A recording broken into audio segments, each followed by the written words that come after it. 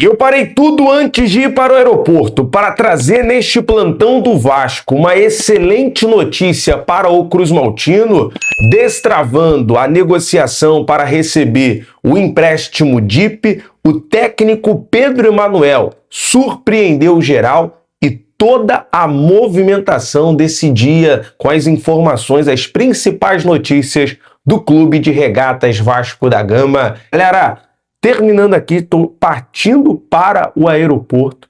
Daqui a pouco você deixa o sino ativado para você acompanhar a chegada do Bruno Duarte, novo reforço do Vasco, chegando no Rio de Janeiro. As primeiras palavras você vai acompanhar aqui ao vivo com a gente. Então daqui a pouco eu vou subir aqui a live, a transmissão, para a gente conversar bastante sobre o Vasco. Mas vamos aqui adiantar as principais informações e um ponto que a gente tem que destacar. Na sua opinião, quem foi o melhor jogador do Vasco na partida de ontem? O Andrés Gomes, pela arrancada e o feito do gol, com personalidade, corta com a direita, chuta com a canhota. E lembrando que o Andrés Gomes é destro. Foi a atuação do Ramon Rick, tendo que fazer praticamente duas funções, né, após a expulsão do Cauã Barros. Foi a atuação do Facundo Colídio. Que jogador, né?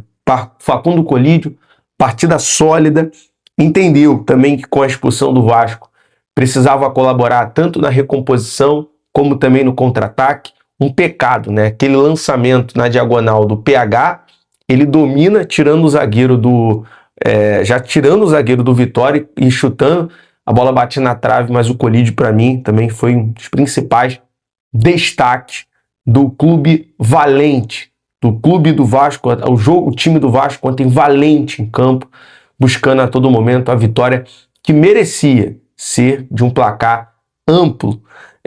Salve no primeiro tempo, né, as defesas do goleiro Lucas Arcanjo, que vira o Noia, essa é a realidade.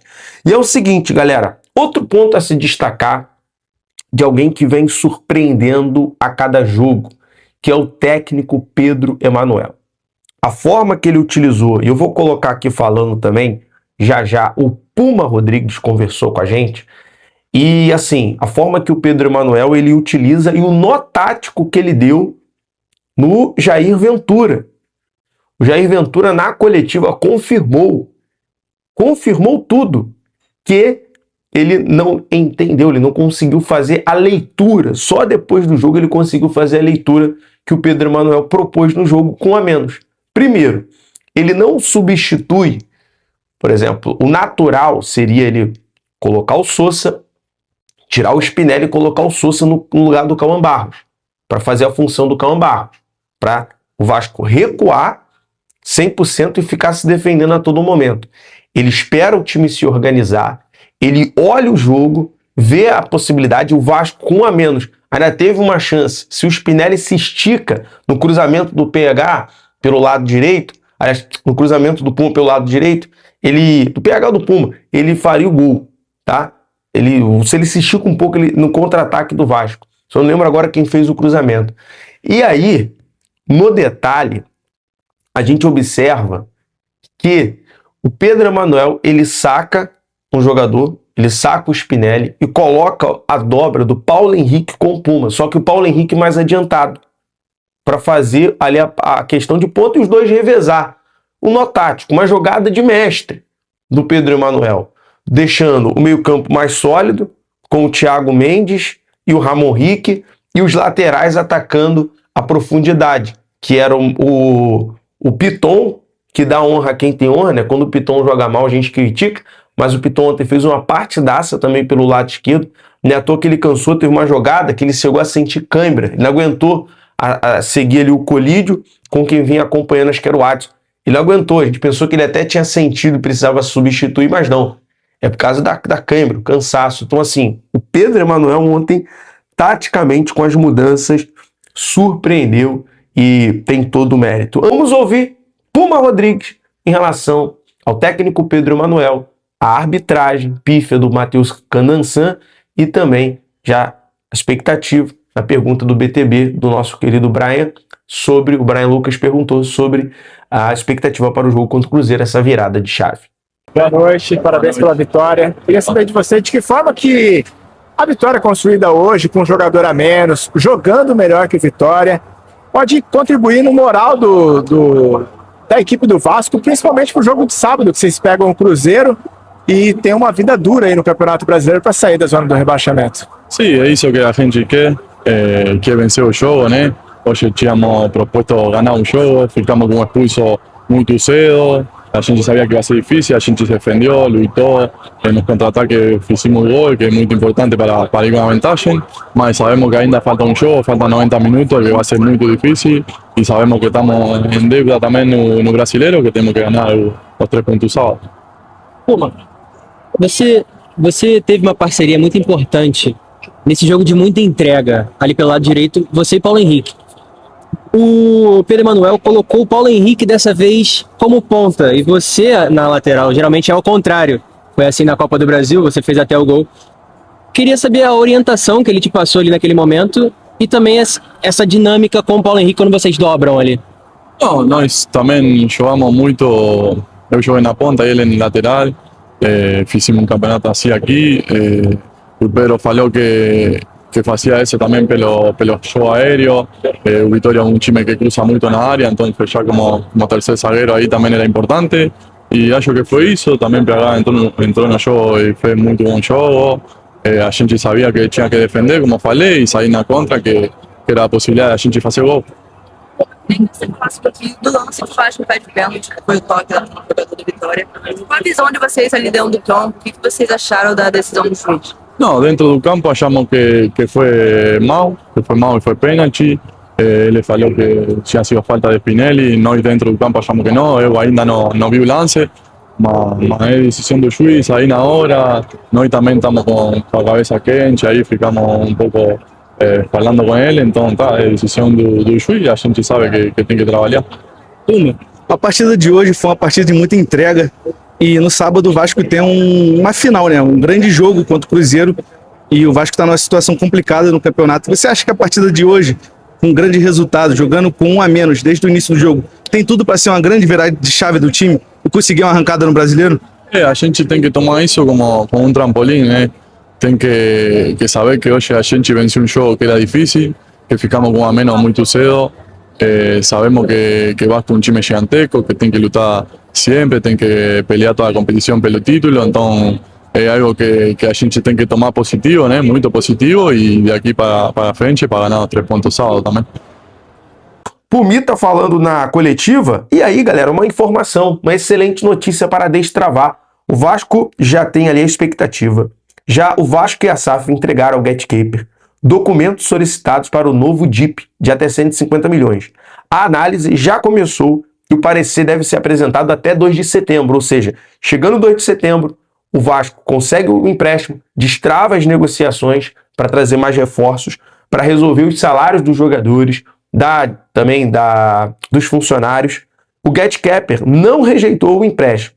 Agora a Justiça aguarda a manifestação para avançar a decisão sobre o DIP e a venda da SAF. Ontem saiu uma decisão favorável à venda da SAF, do juiz, o magistrado Vitor, não lembro agora o sobrenome, me perdoa, mas ele só prevê algumas considerações, né, envolvendo 77 Carioca, envolvendo a questão do fair play financeiro. O Vasco está sendo monitorado em todas as frentes, né, inclusive pela ANRESF. E esse monitoramento, essa ação do fair play financeiro, é legal porque vai provar por A mais B que o Vasco está fazendo é dentro da lei. É dentro, não vai ter nenhum impedimento, algo que vá atrapalhar. Então, como até o presidente Pedrinho falou, o Vasco é o time mais fiscalizado e já teve também ali toda a questão da empresa regulamentadora, né, fazendo todo o procedimento sobre a SAF do Vasco. A Agência Nacional de Regulação e Sustentabilidade do Futebol, a ANRESF, confirmou a abertura de um procedimento para analisar a venda de participação da SAF do Vasco. Um ponto importante, dentro desse período de análise, o Vasco não passa a ter mais nenhum tipo de vínculo com o Palmeiras. Não pode ter ali empréstimo direto da Crefisa, não pode ter ali troca de jogadores, nenhuma troca de benefício entre os clubes, para não ter nenhum impedimento ali, nada que atrapalhe. A gente está apurando tudo direitinho.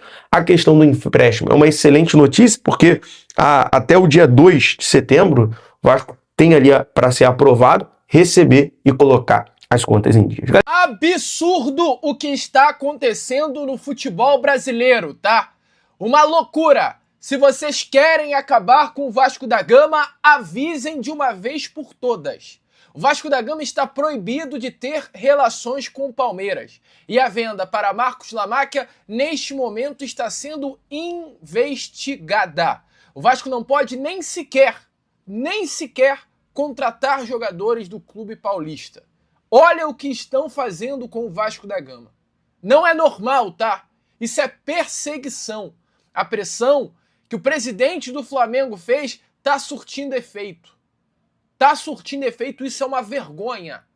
Virou uma luta de flamenguista contra vascaíno. Estão confundindo a seriedade de uma agência reguladora do nosso futebol. Tá tudo uma bagunça. Eu vou falar, é claro, sobre isso com você, trazer detalhes importantes, inclusive um escândalo que está acontecendo nesse meio. Enquanto isso, é claro, o senhor Mauro César Pereira tá lá comemorando, feliz com toda a situação, mas tem informação também importante e boa, tá? Tem jogador chegando nessa noite de quinta-feira aqui no Rio. Eu vou trazer, é claro, isso para você também nesse vídeo. Então, fica ligado, fica atento, porque esse seu Fala Gigante chega daquele jeito. Bastante agitado, bastante movimentado, cheio, lotado das últimas informações do nosso Vascão. Eu quero começar aqui primeiramente com você, esse nosso Fala Gigante, trazendo a primeira boa notícia dessa sua quinta-feira. O Vasco da Gama ontem venceu a equipe do Vitória dentro de São Januário. Tem muita gente torcendo contra, eu acho que tá ficando nítido isso, que se tornou uma luta de todo o futebol brasileiro contra o Vasco da Gama. Tá uma vergonha. E ontem muitos desses ligaram a televisão esperando ver a derrota do Vasco da Gama. Ontem o que aconteceu em São Januário com relação à arbitragem não foi à toa. Os caras querem acabar com o Vasco, cara. Nós contra eles. Essa é a grande realidade. Mas podem ficar nessa palhaçada.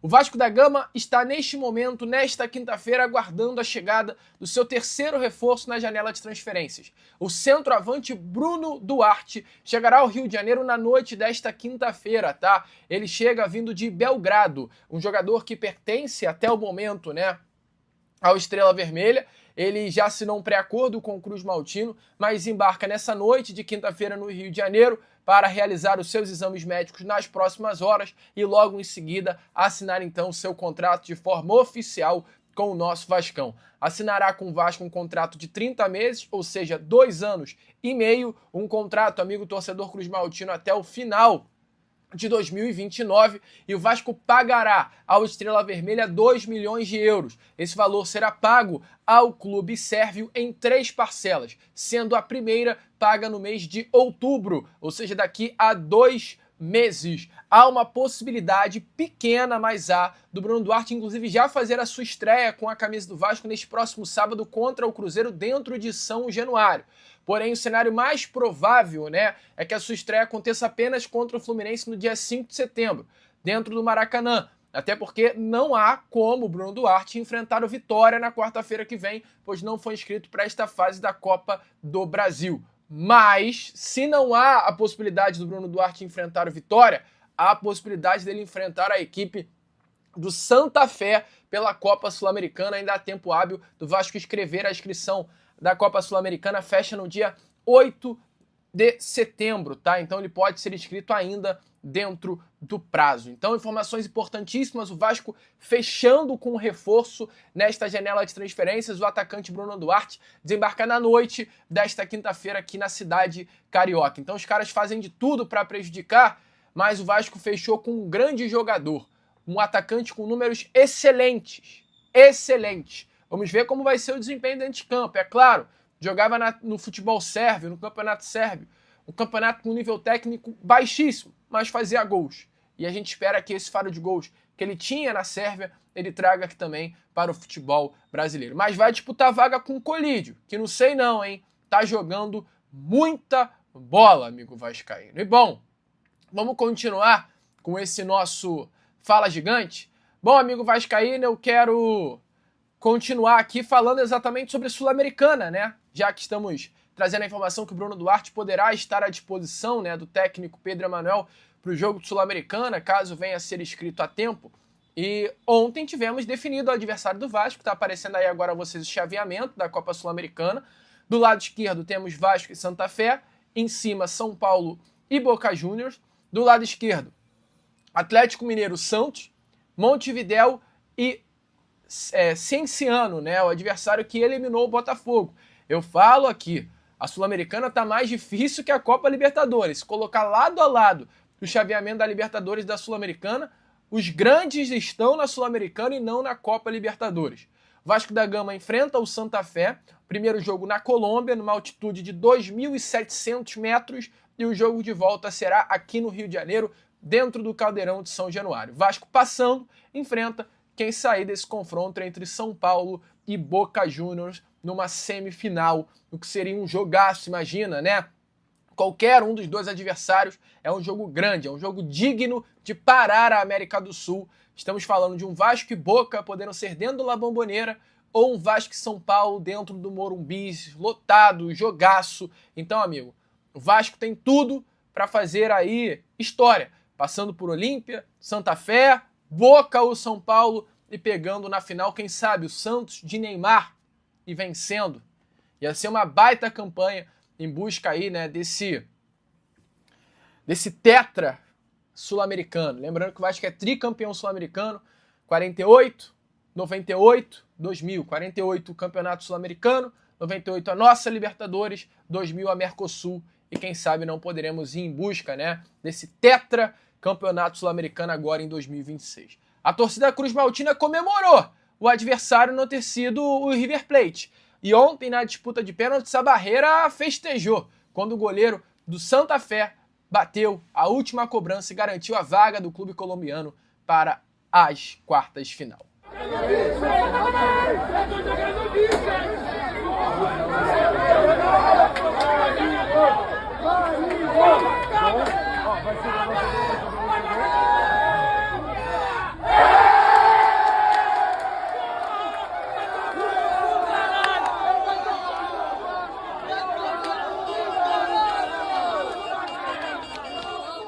Amigo vascaíno, então, como vocês viram aí, né?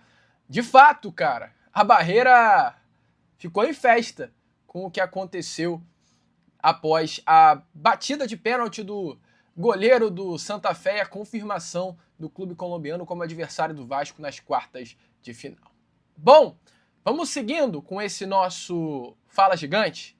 Quero falar agora sobre toda essa palhaçada, e eu vou citar assim, palhaçada que está acontecendo no futebol brasileiro, tá?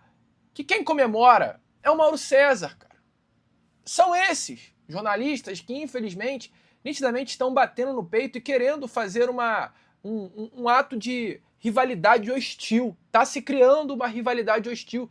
Eu fico triste, porque eu não sei como será o próximo Vasco e Flamengo. Mas, pelo que tudo indica, será um cenário de guerra no Rio de Janeiro. E a culpa é de vocês, tá bom? A culpa é de vocês no cenário de guerra que estará o Rio de Janeiro no Vasco da Gama e Flamengo no Campeonato Brasileiro. A culpa é de vocês. O Mário César Pereira, inclusive ontem, após o Vasco da Gama ter se classificado, ele pega um post do GE, que aconteceu toda aquela confusão, e faz assim, ó.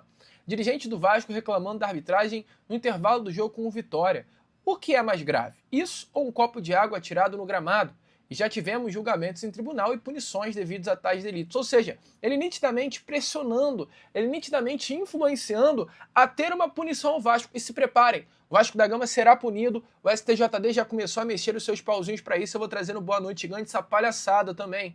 Não se surpreendam. Diante de tudo aquilo que está acontecendo, não surpreendam no Vasco pegar multa e perder mandos. Porque é isso, cara. A justiça, está todo mundo numa trama para querer acabar com o Vasco. Estão fazendo de tudo para terminar, fechar, acabar com o ano de 2026 do Vasco da Gama. E eu digo, se tudo o que está acontecendo, se todas essas informações que saíram nessa quinta-feira, né, da postura da agência do futebol brasileiro, é por amor ao futebol, não deixariam acontecer o que está acontecendo com o Cuiabá. Eu queria saber se o BAP se posicionou a favor do Cuiabá, se tudo que o BAP está fazendo em prol do futebol brasileiro, de verdade mesmo, ele tinha que se posicionar a favor do Cuiabá. Porque se você não sabe, o Cuiabá, nos últimos dias, ele sofreu um transfer ban. O presidente do Cuiabá, ele vem falando há muito tempo sobre calote que sofreu de Corinthians, de Santos, de Grêmio e de Atlético Mineiro. O Corinthians pelo Ranielli, o Santos pelo zagueiro Joaquim e, sinceramente, eu não sei te dizer os motivos de Grêmio e Atlético Mineiro. Mas o Cuiabá vendeu 4 jogadores importantes e não recebeu o dinheiro até hoje dessas vendas. E o Cuiabá, que não recebeu os valores pelos bons jogadores que vendeu a rivais diretos no Brasil, acabou ficando em débito com o técnico Petit. Uma dívida de cerca de 4 milhões de reais. E por essa dívida o Cuiabá sofreu o transfer ban. Se Corinthians, se Grêmio, se Santos, se Atlético Mineiro tivessem pagado ao Cuiabá pelos jogadores que contratou, o Cuiabá provavelmente não estaria entrando em transfer ban, pois teria pago o técnico Petit. E o presidente do Cuiabá diz: o Cuiabá não teria chegado a essa situação se não fosse os calotes que sofremos do Corinthians, do Santos, do Grêmio e do Atlético Mineiro. Como que um clube que tem 42 milhões de reais a receber passa por essa situação? Gente, o Cuiabá tem 42 milhões de reais a receber, não recebeu desses 4 grandes do futebol brasileiro e sofreu um transfer ban. BAP, se o seu amor ao futebol brasileiro fosse real, você estaria agora se posicionando pelo Cuiabá. Mas você nitidamente está mais preocupado com o Vasco da Gama. Fez todo esse escarcéu por conta de ter uma raiva ou uma paixão, é um dos dois sentimentos, ou é ódio ou é amor, pelo Vasco. Está nítido. E diante de toda essa pressão que o BAP fez, adiantou.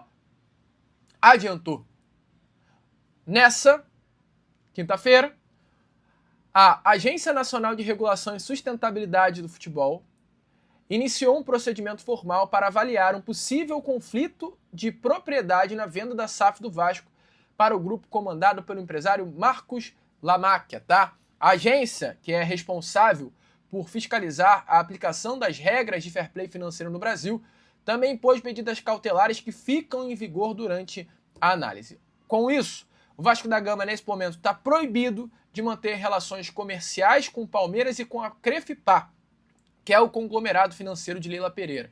O Vasco, no ano passado, ele termina, pegando um empréstimo, no ano de 2025, pegando um empréstimo no valor de 80 milhões de reais da Crefisa, isso não pode mais. E recentemente tivemos aí, a Crefisa, ela colocando o seu patrimônio para avalizar a contratação de Santiago Sousa. Isso também não será mais permitido. Então, o Vasco não pode ter mais relações com a Crefisa, com a Crefipar, com o Palmeiras. O Vasco não pode, se quiser pegar emprestado Rafael Veiga, não poderá, porque a Agência Nacional simplesmente decidiu que isso não poderá acontecer. Gente, me desculpe, mas se isso não é uma perseguição, eu sinceramente não sei o que é. Eu não sei o que é. De onde que eles tiraram isso? Inclusive, a agência, ela toma essa atitude por entender que há uma possibilidade de ter um conflito de interesse nessa venda de Marcos Lamacchia, do Vasco para Marcos Lamacchia. O artigo 86, do regulamento proíbe que qualquer pessoa física ou jurídica detenha, direto ou indiretamente, controle ou influência significativa sobre mais de um clube. Então eles alegam que a Leila Pereira e o Marcos Lamacchia têm uma relação e ambos estariam controlando duas instituições. Marcos Lamacchia é o Vasco, que sim, será controlado por Marcos Lamacchia, e a Leila Pereira, Palmeiras, sendo que a Leila não controla o Palmeiras, é apenas uma presidente. A lei, ela quer dizer relacionada a controle de dono, poder, SAFs, o que a Leila não é do Clube Paulista. Então, a situação é essa, amigo vascaíno, é uma loucura. Eu não quero ficar falando, mas é uma situação chata. Se você não sabe, o presidente da agência do Fair Play, a agência essa que nas últimas horas tomou essa decisão e travou tudo, tem nitidamente um interesse em proibir a venda do Vasco, é esse rapaz que está aparecendo na imagem a vocês. Ao meu ver, isso é um escândalo, é um flamenguista. O BAP, presidente do Flamengo, pede para que a venda não aconteça, aí a agência toma as dores do Flamengo, proíbe, inicialmente, qualquer relação entre Vasco e Palmeiras e tudo indica que vai proibir, cara. E aí o presidente da agência ele é flamenguista. Será que... Eu acho difícil não ter um coração na mesa. Não estou falando que ele está tomando as decisões por um sentimento. Espero e creio que ele é muito profissional, mas eu não consigo sentir confiança, eu não consigo sentir seguro, eu não consigo sentir, acho que é celeridade, né, no processo. É muito difícil, vascaíno. A vida do torcedor é muito difícil, cara. E a gente está realmente tomando pancada de tudo quanto é lado. Essa é a grande realidade.